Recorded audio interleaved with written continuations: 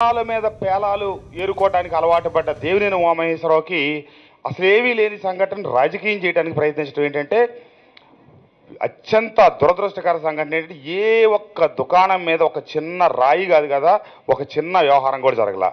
అదేదో జరిగినట్టు మైలవరంలో గత 70 సంవత్సరాల్లో ఎక్కడా జరగనటువంటి అలజడి ఎక్కడా జరగని మైలవరంలో అలజడి నువ్వు చేపించావు. చెప్పులేపించి సిఐఎస్ఎఫ్ వాళ్ళ మీద ఘర్షణకు మూల కారకుడు నువ్వు. దీన్ని ఇంకో రకంగా మార్చి జరిగిన దాన్ని వక్రీకరించి రాజకీయ లబ్ధి పొందాలని చూస్తా ఉన్న దేవినేని ఉమామహేశ్వరరావు వైఖరి రాష్ట్ర ప్రజల మొత్తం గమనిస్తూ ఉన్నారు. ఎందుకంటే శాంతి భద్రతలకు విఘాతం కలిగించడానికి వైఎస్ఆర్ కాంగ్రెస్ పార్టీ చేశారనే ముసుగులో నువ్వు చెప్తా ఉన్నావు. వాస్తవంగా ఈ రాష్ట్రంలో శాంతి భద్రతలు ఎక్కడున్నాయి? ప్రతిపక్ష నాయకుడిని ఎయిర్పోర్ట్లోనే కత్తితో దాడి చేస్తే ఆపగలిగే వ్యవహారం లేదు.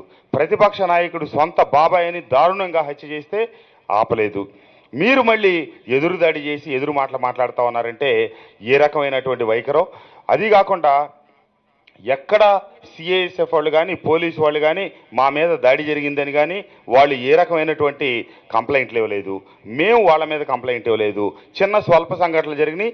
వాళ్ళే మా కార్యకర్తలను కొట్టినా కూడా మేము మా వాళ్ళందరినీ సంయమనం పాటించమని హాస్పిటల్కి తీసుకెళ్ళి ఆఖరికి పోలీస్ స్టేషన్ ముందు మళ్ళీ తర్వాత ఒక మాబ్ తయారైతే గుంపు నేను స్వయంగా వచ్చి వాళ్ళందరినీ పోలీసు వాళ్ళని రిక్వెస్ట్ చేసి మీరు దయచేసి మా వాళ్ళని ఏమనొద్దు, 2 నిమిషాల్లో ఇక్కడి నుంచి క్లియర్ చేసి తీసుకెళ్తానని నేను స్వయంగా దగ్గరుండి తీసుకెళ్లాను. వాళ్ళు పోలీసు వాళ్ళు సిఐఎస్ఎఫ్ వాళ్ళు తెలియక అనుచితంగా ప్రవర్తించినా నేను మా వాళ్ళందరినీ సంయమనం పాటించేటట్టుగా చేసి అక్కడ ఏ రకమైనటువంటి శాంతి భద్రతలకి విఘాతం కలగలేదు.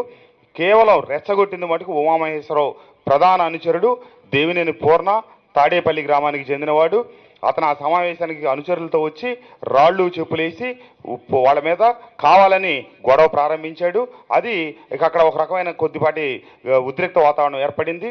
తర్వాత అది చల్లబడింది, ఏమీ జరగల.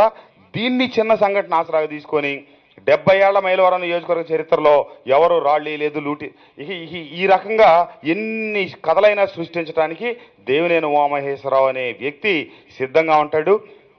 అతనికి అక్కడంట నిన్న మైలవరంలో సభలో జనం రాక అల్లర్లు సృష్టించడానికి ప్రయత్నించామని చెబుతూ ఉన్నాడు.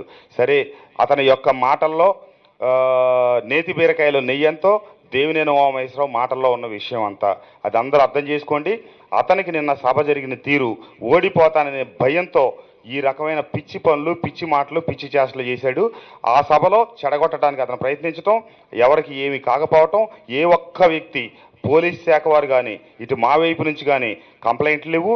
ఒక వ్యక్తి హెలికాప్టర్ చూడటానికి చెట్టెక్కి ఇది గవర్నమెంట్ హాస్పిటల్ దగ్గర హెలిప్యాడ్ పక్కన కింద పడి కొంచెం గాయపడ్డాడు. అతన్ని తీసుకెళ్లి విజయవాడ ఆంధ్ర హాస్పిటల్లో చేర్పించారు మా నాయకులు, కార్యకర్తలు. ఆ పోలీస్ స్టేషన్ దగ్గర కొత్తగా కొంతమందికి గాయాలైన వాళ్ళందరికి కూడా చిన్న ఇది చేసి పంపించామని తప్పించి అక్కడ ఏ రకమైన నష్టం జరగలేదు. ఏమి జరిగింది, పోలీసులు ఏ రకంగా ప్రవర్తించారో ఒక వీడియో క్లిప్ ఉంది. సిఐఎస్ఎఫ్ జవాన్లు దయచేసి మీరందరూ కూడా చూడండి. ఇది వాస్తవాన్ని టెలికాస్ట్ చేయవలసిందిగా నేను మీడియా వారందరినీ కోరుకుంటూ, అనవసరపు పిచ్చి ప్రేలాపన పేలొద్దు దేవినేని ఉమామహేశ్వరరావు. నీ పరిధులు నువ్వు తెలుసుకో. నువ్వు అధికార అంతంలో ఉన్నావు. నువ్వు ఇప్పుడు ఆపద్ధర్మ మంత్రివి. కేవలం కేర్ టేకరే తప్పితే మీకు ఏ హక్కులు, అధికారాలు, బాధ్యతలు లేవు. నువ్వు ఖచ్చితంగా మైలవరం నియోజకవర్గం జోడిపోతా ఉన్నావు. ఆ భయంతో నీ ఎన్ని చేస్తా ఉన్నావు. రాష్ట్రంలో డబ్బు మీద డబ్బు ఖర్చు పెట్టి గెలవాలనుకుంటా ఉన్నాడు. ఇతని వైఖరి మొత్తానికి తెలుసు. నన్ను, నా అనుచరులందరినీ కేసుల్లో ఇరికించాలని మొన్న పోలీసులకు లంచాలు ఏవో చూపామని ఒక కేసు మోపి వాటిలో ఏ రకంగా ఇబ్బందులకు గురి చేయబోయింది. అంతకుముందు జన్మభూమి కమిటీల పేరుతో ఏ రకంగా ఇబ్బందులు చేయబోయింది. నాకు సంబంధించిన నా అనుచరులు 9 మంది మీద ఏ సంఘటనకు సంబంధం లేని వ్యక్తుల మీద సస్పెక్ట్ షీట్లు ఓపెన్ చేయించి మా వాళ్ళందరినీ ఇబ్బందులకు గురి చేస్తూ ఉన్నారు. ఈ రకంగా ఎన్నెన్నో తన అధికారాన్ని, పరపతిని అడ్డం పెట్టుకొని ఇబ్బందులకు గురి చేస్తున్నాడు. ఇతని వైఖరిని మైలవరం నియోజకవర్గ ప్రజలందరూ గమనించారు. రాష్ట్ర ప్రజలు కూడా గమనిస్తూ ఉన్నారు. ఇతనికి తగు రీతిలో బుద్ధి చెప్పడానికి సిద్ధంగా ఉన్నారు. ధన్యవాదాలండి.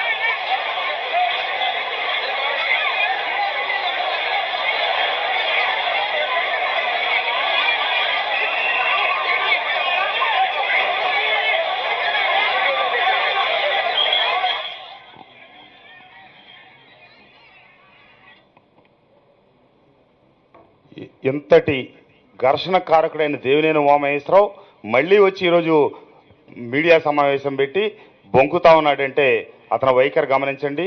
ఇక్కడ ఇబ్బందులు పాలైంది వైఎస్ఆర్ కాంగ్రెస్ పార్టీ కార్యకర్తలు.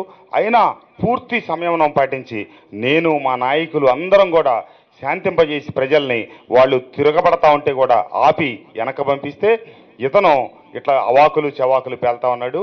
ఇతని వైఖరిని రాష్ట్ర ప్రజలందరూ గుర్తించాలని చెప్పి కోరుతా ఉన్నాను. నమస్కారం. సెలవు.